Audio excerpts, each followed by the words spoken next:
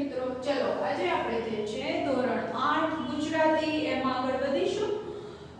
છેલ્લા બેટા આપણે જોયું હતું કે પાઠ 4 પૂરક વાચન જે છે એનો પાઠ ચોથો જોયો હતો વિરલ ત્યાગ. આજે જે પાંચમો પાઠ આપણે શીખવાના છીએ ચાલો મળવા જઈએ.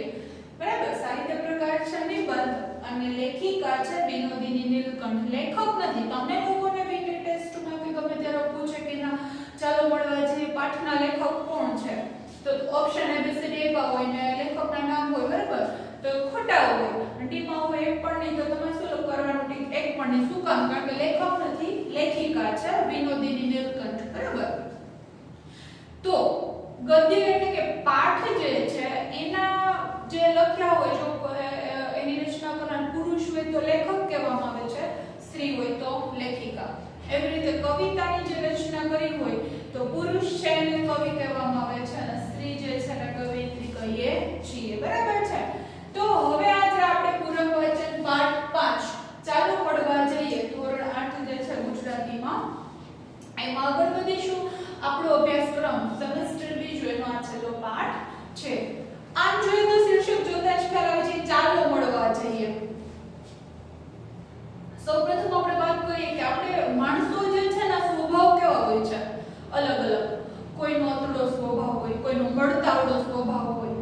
કોઈ જે છે એકલા રહેવાનું પસંદ કરતા હોય, કોઈ જે છે તરત જ અજાણ્યાના સાથે શું કરશે, થોડી જ વારમાં ઓળખાણ કાઢે અને એની સાથે સંપર્કમાં આવે, થોડી ઘણી વાતચીત થાય તો એની સાથે સારા એવા ઘાટા સંબંધો બનાવી લેતા હોય છે. બરાબર, કોઈ જે છે વાતથી વાત નીકળે તો ઘરનું સરનામું પૂછી લે, ક્યાં રહેવું, આ તે. સ્ત્રીઓમાં પણ એવું હોય છે, તરત જ જે છે એના પિયરનું ગામ પૂછી લે. બરાબર, સસરું ક્યાં, સસરાનું ઘર ક્યાં છે, એવું બધું વાતચીત પૂછી લેતી હોય છે. પણ એ મળતાવડા લોકો હોય છે જે બધા સાથે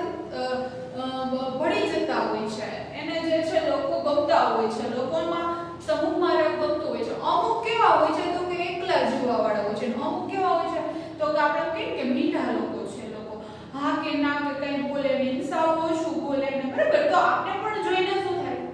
એવા લોકોને જોઈને આપણે એમ થાય કે આપણે એની સાથે બોલવું શું, એક તો એ લોકો કઈ રિસ્પોન્સ આપતા નથી તો શું વાત કરવી, આપણને એવા પ્રશ્ન થતા હોય છે. બરાબર, તો એવી વાત જે છે એ અહીંયા કરવામાં આવી છે. લોકોનું જે વર્તન કેવું હોય છે, બરાબર, એ અહીંયા દર્શાવવામાં આવ્યું છે. હવે આપણે આજે જોઈએ કે લેખિકા વિનોદિની નીલકંઠ. સૌપ્રથમ આપણે એમનો પરિચય મેળવીશું, ત્યારબાદ જે છે જેટલો આ વિડિયોમાં પાઠ શીખવાના છે ને બાળકો એટલા અઘરા શબ્દોની સમજૂતી મેળવીશું. બાકીના અઘરા શબ્દો જે છે આપણે પાછા નેક્સ્ટ વિડિયોમાં જે છે એ જોશું ને બાકીનો પાઠ સમજશું. બરાબર છે. ચલો સૌથી પહેલા જે છે લેખિકા પરિચય મેળવીએ. વિનોદિની નીલકંઠ. રમણભાઈ નીલકંઠ જે છે, બરાબર, તો એમના સુપુત્રી વાર્તા અને સુપુત્રી છે પોતે. લેખક છે રમણભાઈ નીલકંઠ. એમના વાર્તા અને નિબંધ ક્ષેત્રે તેમનું મોટું પ્રદાન રહેલું છે. બરાબર, ગુજરાતી સાહિત્યમાં એને ઘણી વાર્તાઓ અને નિબંધો આપ્યા છે. સ્ત્રી જીવન તથા કુટુંબ જીવનને લગતા લેખો અને વાર્તાઓમાં એમને સ્ત્રી લેખકની વિશિષ્ટ એટલે કે નોખી જ દ્રષ્ટિ મળી છે. આ ઉપરાંત આરસીની ભીતરમાં રસદ્વાર છે, કારપાસી અને બીજી વાતો, કદલી વન છે વગેરે શું છે એમની કૃતિઓ છે. બરાબર, એમાં આપણને વાર્તાઓ અને નિબંધો જોવા મળે છે. બરાબર, હવે જે છે એ આપણે અઘરા શબ્દોની સમજૂતી મેળવીએ. ચલો મારી સાથે. કર્મે એટલે શું તો કે નસીબમાં. ત્યાર પછી છે જુદાઈ એટલે વિયોગ. આગંતુક એટલે તો કે આવનાર વ્યક્તિ. ગુથાયેલો એટલે મગ્ન રહેલો. પીછાણ એટલે ઓળખાણ. દખલગીરી એટલે દરમિયાનગીરી. પીછાણ એટલે ખાસ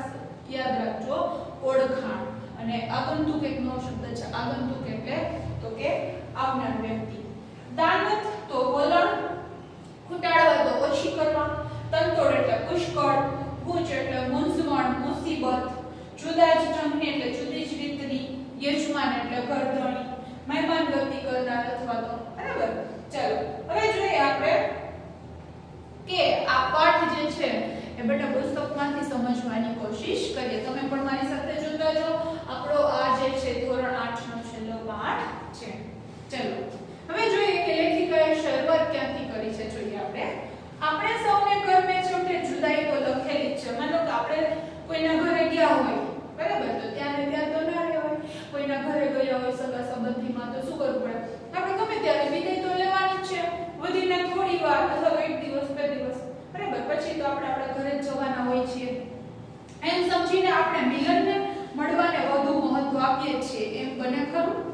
જો આપણે શું સમજીએ એવું માની અને આપણે જે છે મિલન એટલે કે એકબીજાને મળવું એને આપણે શું કરીએ છીએ વધારે મહત્વ આપીએ છીએ આપણે અત્યારે જોઈએ કે દિવાળી જેવો આપણો મોટો તહેવાર જે છે એ નવું વર્ષ આવે બેસતું વર્ષ તો આપણી જ્ઞાતિના સંમેલનો યોજાતા હોય સ્નેહ મિલન જેને કહીએ છીએ બરાબર સ્નેહ મિલન કે જેથી કરીને લોકો એક વર્ષ દરમિયાન જે છે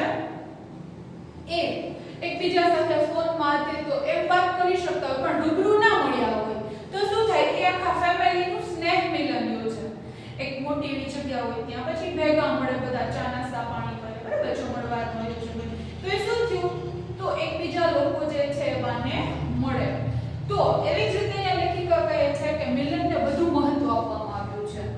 માણસોનો સ્વભાવ ટોળાબદ્ધ રહેવાનું પસંદ કરે છે સાચી વાત છે પણ બધા નહીં બધા માણસોની પ્રકૃતિ મતલબ સ્વભાવ કેવો હોય છે અલગ અલગ હોય છે માણસોનો જે સ્વભાવ છે એ ખાસ કરીને વધારે માણસો એવા ટોળાબંધમાં સમૂહમાં રહેવાનું પસંદ કરે હવે આપણે એકલા રહેશું તો આપણને ગમશે ન ગમે આપણું ફ્રેન્ડ સર્કલ કેવું હોય તમે વિદ્યાર્થી છો તો તમારા ચલો આખો ક્લાસ જે છે એ બધા તમારા ક્લાસમેટ છે પણ અમુક એવા 7-8 વિદ્યાર્થી એવા હશે કે તમે બ્રેકમાં ની સાથે હશો છૂટીને અથવા તો તમે સાયકલ લઈને આવતા જતા હો તો સાથે તમે આવતા હશો સાથે જતા હશો સતત એના કોન્ટેક્ટમાં રહેતા હશો હોય છે ને આવું તો માણસોનો સ્વભાવ કેવો હોય છે તો કે ટોળામાં રહેવાનું પસંદ કરે છે આપને એકલા રહેવું ગમે તો કે ના ગમે અને જો કે દરેકના પોતાનું કુટુંબ રૂપી ટોળું હોય છે જો કોઈને ફ્રેન્ડ્સ ન હોય તો શું હોય કુટુંબ રૂપી ટોળું મતલબ એ એના ફેમિલીમાં હળી મળીને રહેતો હોય બરાબર કોઈ એકલા રહેતું હોતું નથી છતાં વળી તે બીજા ટોળામાં સભ્ય થવા સતત મથ્યા જ કરે આ પણ એક નોખી જ વાત છે જો છતાં એ શું કરશે એનું ફેમિલી તો સાથ સહકાર હોય ફેમિલીમાં રહેતો હોય પણ બીજું નોખું ટોળું મતલબ તો કે જે અલગ બધા સંબંધીઓ છે બરાબર અજાણ્યા લોકો હોય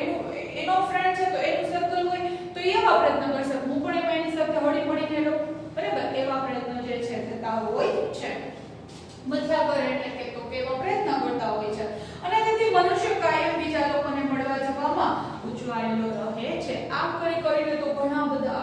આપણા સંબંધો આપણે જોઈએ તો કેટલા લોકો સાથે આપણી ઓળખાણ હોય છે બરાબર અને આમ કરીને જ લોકો પછી એકબીજાને શું કરે મળવામાં ગુથાયેલા એટલે કે રચ્યા હોય છે આપણા ગામડાઓમાં આવી રીતે મળવા જવાનો રિવાજ છે કે નહીં એવું જાણતી નથી લેખિકા કહે છે કે ગામડાની વાતની તો મને ખબર નથી કે લોકો એકબીજાને મળતા હશે કે નહીં મળવા જવું એટલે કાંઈ પણ કામકાજ વગર અંગ્રેજીમાં જેને શું કહેવાય સોશિયલ કોલ કહેવામાં આવે છે શું કહેવાય સોશિયલ કોલ તે રીતે મળવા જવા વિશે હું વાત કરું છું કામકાજ વગર જેને મળવા જઈએ કાંઈ જ કામ રાખે કે ચલો આપણે જે છે ને આ સગાની ઘરે નથી ગયા ચલો ને જતા આવે એની પાસે બેસી યાર તો બધા નિરાતે બેસી તો કામ કાંઈ જ નથી પણ આપણે એમ જાય છીએ અને શું કહેવાય સોશિયલ કોલ કહેવાય છે તો એના વિશે લેખિકા કહે છે કે અંગ્રેજોની ભાષાના શબ્દો પરથી તે લોકોના સંબંધનો એક વિચિત્ર રિવાજ યાદ આવી ગયો છે તે વિશે કે હું કહી દઉં જોઈએ કયું અંગ્રેજો શું કરે પોતાના ઘરને દરવાજે કે આગલી દિવાલ પર ઉપર ઘરમાં નથી એટલે કે નોટ એટ હોમ ઘરમાં નથી બરાબર તો એના અક્ષરવાળી નાની પેટી રાખે છે કોણ અંગ્રેજોની વાત કરી છે પછી શું કરે જુઓ હવે ગામમાં કોઈ નવો રહેનારો આવે છે કોઈ જો નવો રહેવાવાળો આવ્યો હોય તે ત્યાંના કોઈ વતનીઓને તો ઓળખે નહીં કારણ કે એ તો એ પાડોશ માટે નવો છે અને એ લોકોમાં તો રિવાજ કે પરસ્પરની જો ઓળખાણ વગર વાતચીત ન થઈ શકે જો એકબીજાની ઓળખાણ થાય તો જ જે છે તમે એની સાથે વાતચીત કરી શકો એને બોલાવી શકો નહીતર તમે એને બોલાવી શકો નહીં એવો ત્યાંનો રિવાજ અજાણ્યાને નવા ગામમાં કોણ ઓળખે કે ઓળખાવે હવે આવું કરે પણ કોણ એને ઓળખે નહીં કોઈ અને કોઈ એની ઓળખાણ પણ ન કરાવે કે આપણા નવા પડોશી છે આમ છે તેમ છે બરાબર તેથી પહેલી નોટ એટ હોમની પેટી શું કરે તે કામ બજાવે જોઈએ કેવી રીતે નવો આગંતુક એટલે આવનાર વ્યક્તિ જે છે એ પોતાના નામના કાર્ડ એટલે કે વિઝિટિંગ કાર્ડ લઈ જાય વિઝિટિંગ કાર્ડ એ લઈ અને દરેકને ઘેર પેલી પેટીમાં નાખી આવે ઘરનો મુખ્ય જે દરવાજો હોય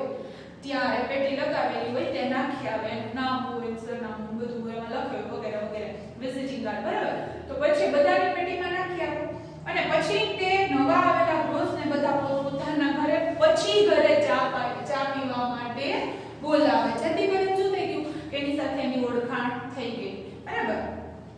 અને અથવા તો એને મળવા જાય. ઓળખાણ કરાવવાને ઇન્ટ્રોડક્શન આપણે જેને ઇંગ્લિશમાં કહીએ છીએ ઇન્ટ્રોડક્શન, બરાબર, ઓળખાણ કરાવી. એ લોકો એટલી હદ સુધીને મહત્વ આપે છે કોણ અંગ્રેજો કે સાંભળો કે જો એકવાર શું થયું, લેખિકા કહે છે કે એકવાર એક કે માણસ નદીમાં ડૂબી જતો હતો. તેને જોઈ કિનારે ઉભેલો અંગ્રેજ બૂમાબૂમ પાડીને કહેતો હતો, શું કહે છે જોવો, અરે કોઈ કે મને પેલા ડૂબતા સાથે પીછાણ એટલે ઓળખાણ, ઇન્ટ્રોડક્શન તો કરાવી કે તો મને બચાવી શકું નહીં કે તમે કે મને કહો કે કોણ છે કે મને ઓળખાણ કરાવો તો હું બચાવી શકું. જો એવું હોય આપણે અહીંયા કેવું આપણા દેશમાં કોઈ પણ વ્યક્તિ મુસીબતમાં એટલે તરત શું થાય, તરત એને ઓળખે કે ના ઓળખે તો શું કરે, બચાવવા માટે આગળ આવી જતા હોય છે. આપણા દેશમાં એ રીતે સારું છે કે કોઈ ત્રીજા માણસની દખલગીરી વગર બે માણસો ખુશીથી શું કરે, નવી ઓળખાણ કરી લે છે. ત્રીજા માણસની જરૂર હોય જ નહીં કે આપને ઓળખાણ કરાવશે ને આપણે સંબંધો બનાવડાવશે ને એવું નહીં. બે માણસો જ ભેગા થઈને પોતે ઓળખી લે. પુરુષો હોય તો શું કે આપણા દેશની વાત છે કે ક્યાં રહેવું,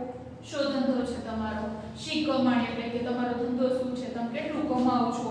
શો વિસ્તાર, કયા એરિયામાંથી આવો છો, બધું પહેલી 2 મિનિટમાં બંને એકબીજાને પૂછી લે. અને પછી જે બે સ્ત્રીઓ હોય તો શું કરે, જોવો પુરુષોને ખાસ એના કામ ધંધાની વાત હોય, સ્ત્રીઓ શું કરે તો કે પહેલી વાર મળે તો શી જ્ઞાતના છો, જ્ઞાત એટલે કઈ જ્ઞાતિના છો બેન તમે, કે ક્યાં રહેવું, સાસુ પિયર ક્યાં, કે તમે ક્યાં રહો છો, સાસુ પિયર મતલબ કે તમારું સસરાનું ગામ કયું છે, પિયર કયું છે, પિયર એટલે તમારા માતા પિતાનું ઘર, શા છોકરા, દિયર જેઠ કેટલા, આવું બધું જે છે ભેગા છો કે જુદા વગેરે જે છે બેને પણ એક જ મિનિટમાં શું કરે, જાણી લે. બરાબર, આ બધી ઘરની માહિતી જે છે બે સ્ત્રીઓ ભેગી થાય તો એકબીજા પાસેથી મેળવી લે. અને પછી તો સંસ્કૃતમાં કહેવત છે ને કે સર્વધમા ભાષણ પૂર્વ માહુ, કે વાતચીત થઈ એટલે મૈત્રી થયેલી જ ગણાય. એ રીતે આવજો ને આપણા ઘર કે આ તો શું થઈ ગયું સ્ત્રીઓને તો કે વાતચીત થઈ, ઓળખાણ નીકળી ગઈ, બરાબર, બંને એકબીજાને ઓળખવા લાગે. પછી શું કે આવજો કે અમારા ઘરે, કે બંને મિત્રો બની ગયા. એનું આમંત્રણ પણ અપાઈ જાય, એને જે છે આમંત્રણ પણ આપી દે કે અમારા ઘરે આવજો કે તમે બેસો, કે એડ્રેસ પણ આપી દે. એમ લેખિકા કહે છે કે અંગ્રેજ લોકો કરતા આપણા દેશમાં જે છે એ સારું છે કે ઓળખાણ વગર, ત્રીજા વ્યક્તિની જરૂર વગર બે લોકો જાણે ભેગા થાય તો ઓળખાણ કાઢી લે છે. કેટલાક લોકો પારકાને ઘરે શું કરે, સાવ, જો હવે આવા લોકોની વાત આવી કે સાવ સરળતાથી ભણી જઈ શકે છે. પારકા લોકો અજાણ્યાના ઘરે ગયા હોય ને તો પણ શું કરે, બીજા અજાણ્યા મતલબ કે જે બીજાનું ઘર છે પોતાનું નથી તો ત્યાં શું કરે, પહેલી જ વાર ગયા હોય ને તો એ શું કે ભાભી ચાની માથાકૂટ ના કરશો, ઈ કે આપણે તો રહ્યા સાધુ રામી, કે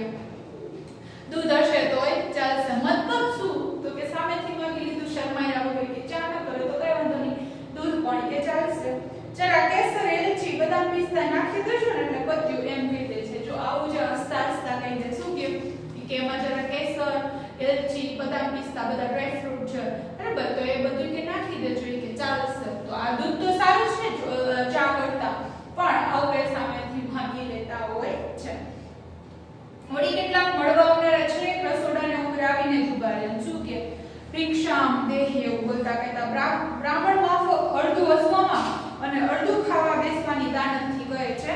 કેમ બની કે શું કરે, જો સાચી જ વાત છે, ઘણા લોકો એવા હોય કે તમારે રસોઈ ફૂટાડવા કે આવું નહીં, કે રસોઈ ફૂટાડવા મતલબ તમારી રસોઈ કે ઓછી કરવા માટે કે હું આવું, કે જમવા માટે આવું, કે મેં જોયું છે કે મુંબઈના પરાઓમાં મુંબઈના જે વિસ્તારો છે અમુક ત્યાં ગૃહિણીઓ અને મોટામાં મોટી હાસ્યરસની છોડ સમજે છે તે ઉપર વારી છે પેલા ભૂખ્યા ભાઈને જમાડવા બેસાડી દે. મુંબઈની સ્ત્રીઓ જે છે શું કરે, આવી રીતે જે એના ઘરે કોઈ આવે તો રસોડો ઉભા રહે અને ભાભીને એમ કહેતા હોય કે આવો તમારી રસોઈ ફૂટાડવા ચૂકીએ, અને એમ કરીને તો એ હસતા હસતા જમવા બેસાડી દેતી હોય છે. આ રીતે જમવું તથા જમાડવું તે બે ક્રિયાઓમાં લોકોનો ખૂબ મજાનો ખ્યાલ સમાઈ જાય છે. ઓલા લોકોને જમવાનું મળે અને આ જે ઘરની સ્ત્રીઓ જે છે એ જમાડે છે પ્રેમથી. હવે જો લેખિકા કહે છે કે મુંબઈના પરાઓ એટલે મુંબઈના વિસ્તારની વાત નીકળી છે ત્યારે બીજું પણ એક કહી નાખું, ત્યાં રહેવાની સવારે મળવા જવાનો ખાસ દિવસે શું ગણાય તો કે સમય ગણાય છે. તે દિવસે દરેક જણ એકબીજાને ઘેર શું કરે, મળવા જાય. ક્યાં મુંબઈમાં રવિવારના દિવસે એવો અણલખ્યો પણ પરંપરાનો કાયદો જ છે કે એવો વણલખ્યો એવું કે અણલખ્યો બધું કે લખેલું નથી પણ એક એવી પરંપરા એક એવો રિવાજ ચાલી આવે છે અને તે પણ રોજને વેશે નહીં જવાનું જે રોજ આપણે કપડાં પહેરીએ છીએ એ કપડાં નહીં પણ એનાથી અલગ કપડાં પહેરી જવાનો વેશ પલટો કરીને જવું એ વધારે યોગ્ય ગણાય છે હવે જુઓ શું કરે તો લોકો જે છે એ શું કરે પાટલું પહેરનારા ધોતિયું પહેરે ધોતિયું પહેરનારા ચૂડીદાર સલવાર પહેરે અને સલવાર પહેરનારા શું કરે વળી અડધી પાટણમાં નીકળી પડે ટોપી વાળા હેટ અને હેટ વાળા સાફો બાંધે અને સાફા વાળા શું કરે તો કે ઉઘાડા બાંધે જે રોજ ટોપી પહેરતા હોય શું કરે સાફો બાંધે સાફો બાંધતા હોય મોટી પાઘડી ખબર આપણે સાફો શબ્દ આવી ગયો ફ્રેન્ડો જેને કહીએ તો એ ઉઘાડા બાંધે એ કે તે દિવસે સાફો ન વાળે આ રીતે કે વેશ પલટામાં જે છે કે નિયમ કે ધારા ધોરણ છે કે નહીં કે તેની તો મને પૂરી માહિતી નથી પણ આ રીતે આ લોકો રવિવારના દિવસે રોજિંદા કપડા કરતા કંઈક અલગ વેશ પલટો કરીને જાય એકબીજાના ઘર પતિ પત્ની અલબત્ત મુંબઈ ગયા હોય સાથે સજોડે નીકળે છે તેથી રોજ વહેલું ને ઉતાવળું રાંધનાની પરાની પત્નીઓ રવિવારે સવારે પણ શું કરે ઝટપટ રસોઈ પતાવી દે સવારે અડધી રામાને સોંપીને નીકળી જવું પડે પત્નીને માટે વેશ પલટો જરૂરી ગણાતો નથી રામા મતલબ કે અડધી જે છે કદાચ નોકરો ઘરમાં હોય તો એને પણ સોંપી દે બરાબર પણ પત્નીને માટે કે વેશ પલટો જરૂરી નથી આ જે છે એ વાત થઈ હતી પુરુષો માટેની બરાબર કે ધોતિયું પહેરનારા સલવાર પહેરે સલવાર પહેરનારા ચૂડીદાર પહેરે ને એ હવે જો મળવા પછી ચા નાસ્તો તો ખરા છે કે કોઈના ઘરે ગયા હોય આપણે મળ્યા હોય તો શું આપે ચા નાસ્તો તો આપે જ છે ગઈકાલે કઈ ફિલ્મ જોઈ કઈ લોકલ ટ્રેનમાં ગયા અને શેમાં પાછા આવે છે મુંબઈમાં એટલું મોટું સિટી છે કે આપણે એક વિસ્તારમાંથી બીજા વિસ્તાર જવું હોય તો સિટીમાં લગભગ 1.5-2 કલાક થઈ જાય બરાબર ટ્રેનમાં જઈએ તો પણ તો ફાસ્ટ ટ્રેન મળી હતી કે નહીં એ વિશે ઝઘડો વાર્તાલાપ જામે આવી બધી વાતચીત તો થાય જેથી કરીને રવિવારે લોકોને રજા પણ હોય અને આવી રીતે લોકો એકબીજાને મળે મુંબઈના પરામાં શનિવારે ફિલ્મ જોવા જવાનો ખાસ રિવાજ છે પુરુષો કામથી વહેલા પરવારે મતલબ વહેલા ફ્રી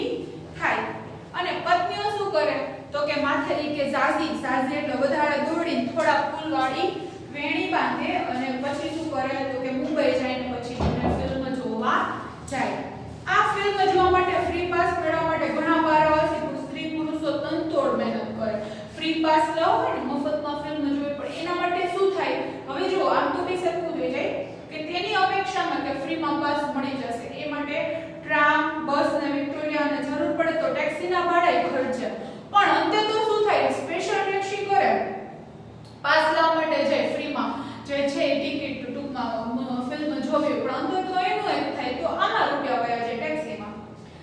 જેથી સરવાળે તો સિનેમાની ટિકિટ ગાંઠને પૈસે લેવી પડી પણ સસ્તી પડે પણ આ ટેક્સીના ભાડા ચૂકવવા એ લોકો એટલું ન સમજે કે એના કરતા તો સિનેમાની એટલે કે ફિલ્મની ટિકિટ લઈ લેવી સારી પણ એ કે હવે હું મુંબઈના પ્રવાસીઓની કે નિંદા જ કરવા બેઠી છું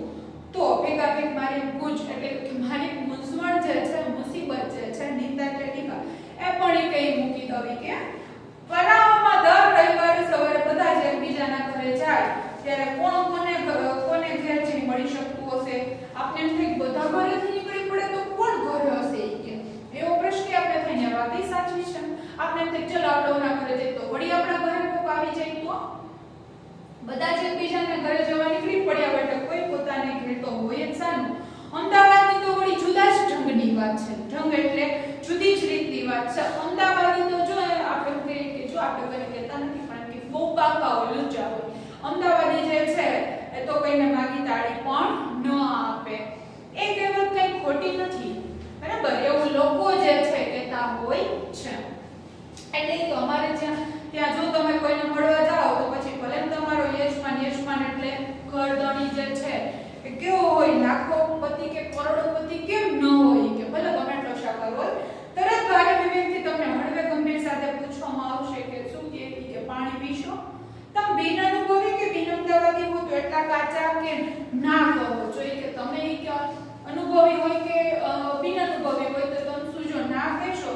એમ આશામાં કે પાણી પીને શા માટે પેટ ભરવું પછી જે આવશે કે તે માટે કે જગ્યા તો કે પેટમાં રાખવી પડશે મતલબ શું ચા નાસ્તોની કે એના માટે કે પેટમાં જગ્યા રાખી જો તમે